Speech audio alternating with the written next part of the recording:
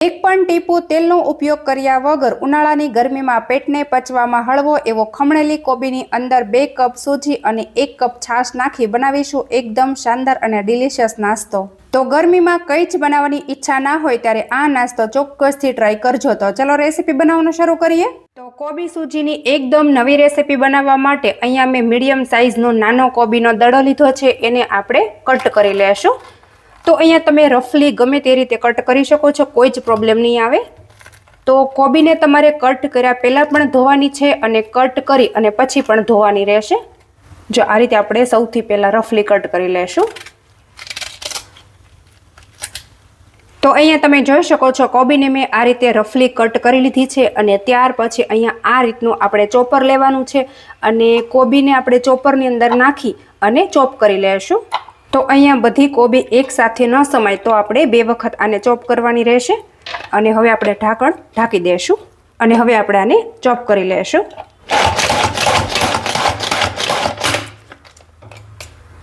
તો બસ હવે આપણે ઢાંકણ ખોલી અને ચેક કરી લેશું। તો તમે જોઈ શકો છો કે કોબી એકદમ મસ્ત મજાની આ રીતની ચોપ થઈ ગઈ છે। તો હવે આપણે બચેલી કોબી છે એને પણ ચોપ કરી લેશું અને ચોપ કરેલી કોબી કાઢવા માટે આ રીતનું મેં એક સ્ટીલનું બાઉલ લીધેલું છે, એની અંદર આપણે કોબીને ટ્રાન્સફર કરી લેશું। તો હવે અહીંયા તમે જોઈ શકો છો કે કોબીને મેં એકદમ સરસ રીતે ઝીણી ચોપ કરી લીધી છે। તો આને આપણે સાઈડમાં કરી દઈશું અને ફરી વખત અહીંયા આપણે ચોપર લેશું અને ચોપરની અંદર અહીંયા આપણે થોડા લીલા મરચાં નાખી દઈશું અને થોડી લસણની કળીઓ ઉમેરી દઈશું અને સાથે જ ઢાંકણ બંધ કરી આને પણ આપણે એકદમ સરસ રીતે ચોપ કરી લેશું અને ચોપ કરેલા જે અહીંયા લસણ મરચાં છે એને આપણે કોબી સાથે મિક્સ કરી દેવાના છે। તો અહીંયા આપણે વધારાના કોઈ ઇન્ગ્રેડિયન્ટ્સનો ઉપયોગ નથી કરવાનો, માત્ર કોબી, સૂજી, મરચાં અને લસણથી આજે આપણે એકદમ 2 નવી રેસીપી બનાવવાની છે। તો વિડીયોને તમે પૂરેપૂરો જોજો। તો આ રીતે આપણે મિક્સ કરી દઈશું અને હવે ત્યાર પછી અહીંયા આપણે સૂજી લેવાનો છે અને આ કોબી સાથે આપણે મિક્સ કરી દઈશું।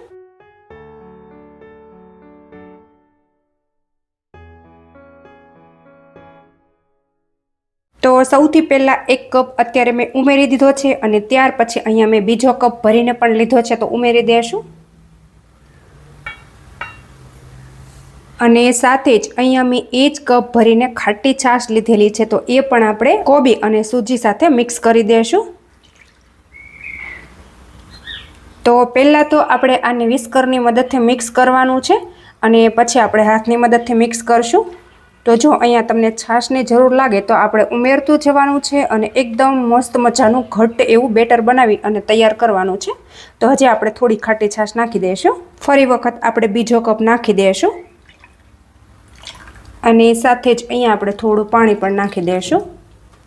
તો તમને કદાચ એવું લાગતું હશે કે બેટર વધી ગયું છે, તો હું આમાંથી તમને 2 રેસીપી બનાવીને બતાવવાની છું, એટલા માટે મેં બેટર થોડું વધારે બનાવેલું છે। હવે આને આપણે પ્રોપર મિક્સ કરી દઈશું અને એકદમ મસ્ત મજાનું આપણે બેટર બનાવી અને તૈયાર કરવાનું છે।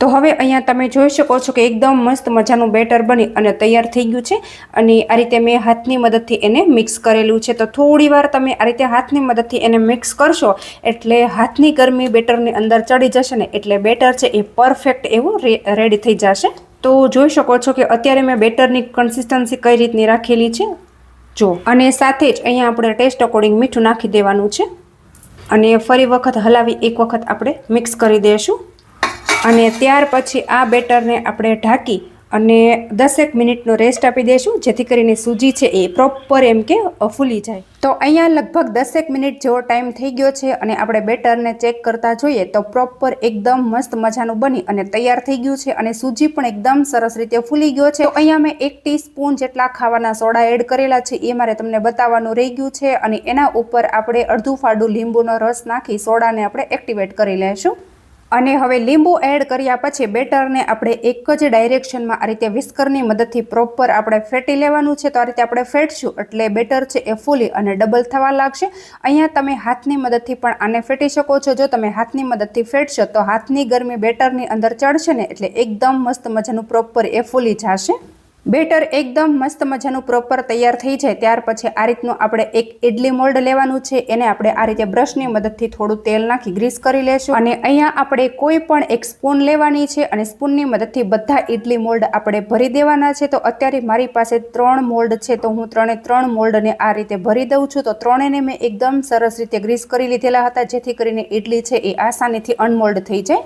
અને 3 મોલ્ડ ભરાઈ જાય ત્યાર પછી હવે આપણે જાશું ગેસ તરફ. અને ગેસ ઉપર મેં પહેલેથી જ એમ કે સ્ટીમરની અંદર પાણી ગરમ થવા માટે રાખી દીધું હતું અને તળિયું કાળું ન પડે ને એટલા માટે એની અંદર મેં અડધું ફાડું લીંબુનો રસ નાખેલો છે. અને આ રીતે આપણે સૌથી પહેલાં નાનું સ્ટેન્ડ ગોઠવવાનું છે, એના ઉપર એનાથી મોટું અને સૌથી મોટું આપણે ઉપર ગોઠવી દેવાનું છે. અને આ રીતે ગોઠવાય છે એટલે ઢાંકણ આપણે બંધ કરી દેવાનું છે. તો અહીંયા આ ઇડલીને આપણે 15 થી 20 મિનિટ બિલકુલ ખોલવાની નથી અને એની અંદરથી હવા પણ સહેજ પણ નીકળવી ન જોઈએ મિત્રો.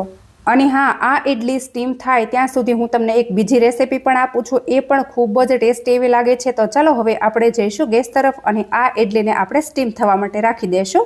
તો અહીંયા મેં ગેસ ઉપર એક નોનસ્ટિક નાનું ફ્રાય પેન રાખી દીધું છે અને એની અંદર 1 પાવડું જેટલું તેલ નાખી દીધું છે. અને અહીંયા આપણે બનાવેલું બેટર લેશું. બેટરને મેં થોડું પતલું પાડી દીધું છે અને ત્યાર પછી આપણે આ નોનસ્ટિક ફ્રાય પેનની અંદર બેટરને નાખી અને ફેલાવી દઈશું.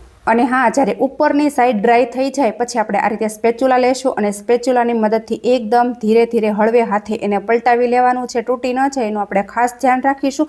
તો આ રીતે તમે પલટાવતાની સાથે જોશો કે એકદમ મસ્ત મજાનો નીચે બ્રાઉન કલરનો નાસ્તો બની અને તૈયાર થઈ ગયો છે મિત્રો. અને હા, આ નાસ્તો બનાવવા માટે ખૂબ જ ઓછા તેલનો ઉપયોગ કરેલો છે એટલે આ હેલ્ધી પણ છે. કે આપણો એકદમ મસ્ત મજાનો નાસ્તો છે એ બંને બાજુ પ્રોપર કૂક થઈ ગયો છે.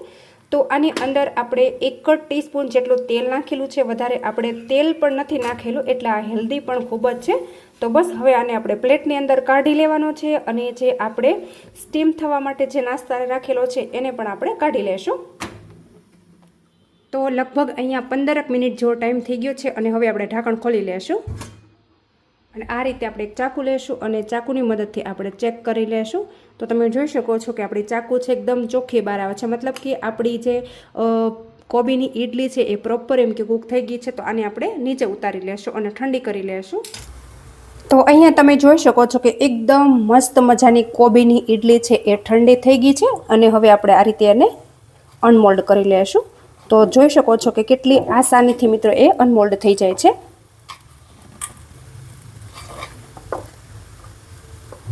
જો એકદમ મસ્ત મજાની સોફ્ટ એવી ઇડલી બનીને તૈયાર થઈ છે. તો બસ આ બધી ઇડલીને આપણે અનમોલ્ડ કરી લેશું. તો જો બધી ઇડલીને આ રીતે મેં અનમોલ્ડ કરી અને આ રીતનું જે આપણે રોટલી ભરવાનું ગરવું હોય ને એની અંદર રાખી દીધી છે જેથી કરીને એકદમ સોફ્ટ રહે. તો આ ઇડલી તમે સવારે બનાવી અને સાંજ સુધી ખાઈ શકો છો. બાળકોને તમે લંચમાં પણ આપી શકો છો. અને ઉપરથી આની ઉપર થોડો સંભારનો મસાલો છાંટી દઉં છું. તો અહીંયા આપણે એકદમ ઓછો છાંટવાનો છે. તમને પસંદ હોય તો છાંટવાનો, નહીં તો તમે સ્કીપ પણ કરી શકો છો, પણ ખૂબ જ ટેસ્ટી એવી લાગે છે. તો આને તમે સોસ, ચટણી અથવા તો જે સાંભારની દાળ આવે છે એની સાથે પણ સર્વ કરી શકો છો. તો અત્યારે મેં આની સાથે સાંભારની દાળ બનાવેલી છે મિત્રો. જો એકદમ સોફ્ટ અને તમે સવારે બનાવો તો સાંજ સુધી આ ઇડલી એકદમ સોફ્ટ અને સોફ્ટ જ રહેશે.